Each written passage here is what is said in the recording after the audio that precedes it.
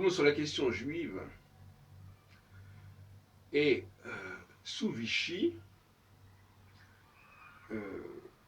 on a interdit aux juifs d'occuper des fonctions, des positions qui les mettaient en situation de supériorité. Mon père en a subi les conséquences, puisqu'il était haut fonctionnaire depuis 1936 à l'office du blé. Alors, je n'ai pas tous les détails, mais enfin, il n'a pas pu exercer pendant l'occupation. Il a été réintégré à la Libération, dans le même établissement de l'ONIC, l'Office national interprofessionnel des céréales de l'avenue Bosquet.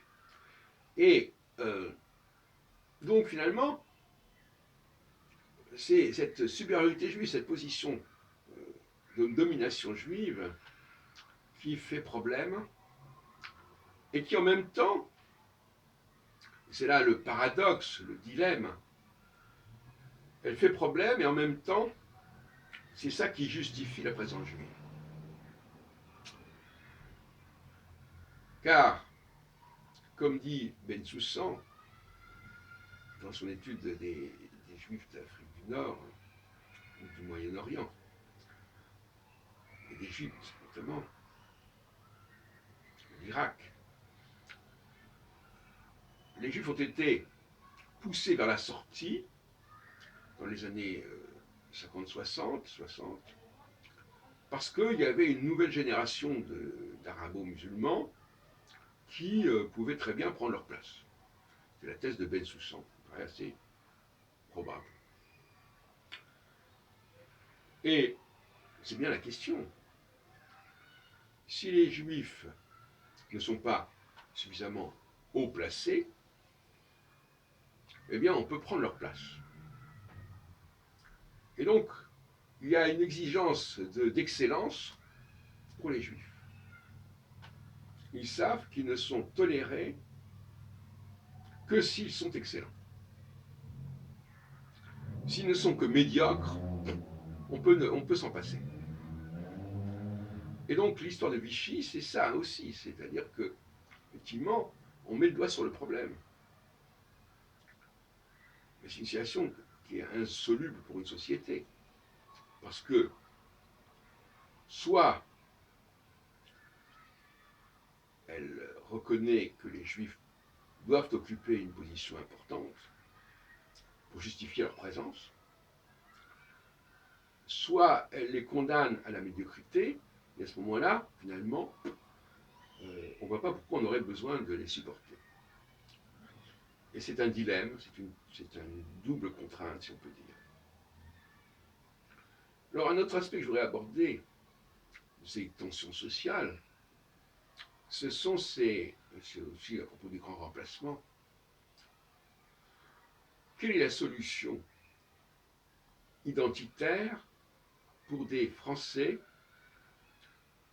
d'origine étrangère et notamment ethniquement différentes,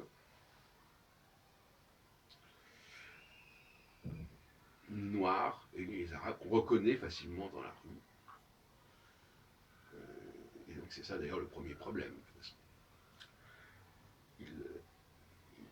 Ils ont une dissonance visuelle, si on peut dire. Et la seule solution, à mon avis, c'est de remplacer, d'abord, par exemple, qu'est-ce qu'est leur discours à eux.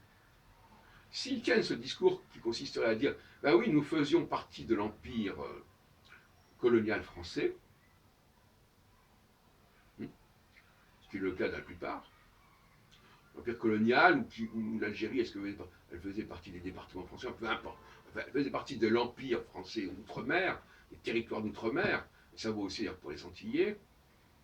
Et de ce fait, puisque la France est la métropole de cet empire, ou l'ancienne métropole de cet empire, eh bien nous avons des raisons d'être là. Qu'est-ce que ça veut dire? Ça veut dire que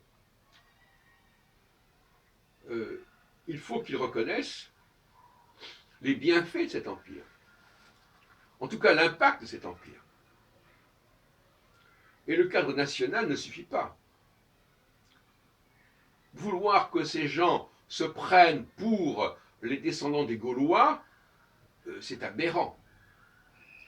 En revanche, ils sont les descendants de ceux qui ont fait partie de l'Empire français. Et il faut respecter cette descendance, mais il faut la reconnaître comme elle est. Donc, dire ce sont des enfants de la République, etc., peu importe. Euh, ils ils ne se comprennent, ces gens-là, que dans la perspective de l'Empire français. Et notamment en Indochine, en Afrique du Nord, en Afrique noire, etc. Et aux Antilles, et je sais pas, ou à la Réunion, n'importe où. C'est ça qu'il faut bien comprendre. La filiation. Je voudrais que désormais, les gens qui viennent d'Afrique, qui vivent en France, qui viennent d'Afrique, tous, il y a des exceptions bien sûr, il y a des gens qui sont d'Afrique non impériale, ce sont des pays qui n'appartenaient pas à l'Empire français. Mais c'est une toute petite minorité. Ce sont des gens dont les parents appartenaient à l'Empire français. Tout comme les Juifs de France, il y en a une partie qui sont les descendants de la période de l'émancipation, ou qui sont les descendants du décret Crémieux de 1870, faisant des indigènes algériens juifs des Français, etc. Il y a des filiations. Il faut donc réintégrer l'histoire de la France au sens large, pour comprendre ce qui se passe aujourd'hui. L'intégration, c'est aussi, il faut que l'histoire intègre ces informations-là, ces réalités-là. Voilà, donc voilà, je voulais parler des différents problèmes des minorités, des populations un petit peu marginalisées, mais que ce soit vers le haut ou vers le bas. Mais en tout état de cause, il ne faut pas se voiler la face. Être juif en France, ce n'est pas être un Français comme les autres. C'est affirmer sa spécificité.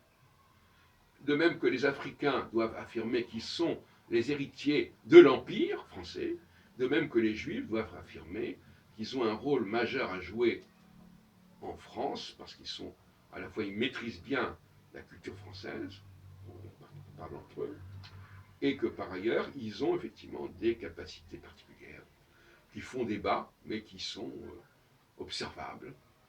Et en ce sens-là, la France, comme dirait Emmanuel Valls, a besoin des Juifs.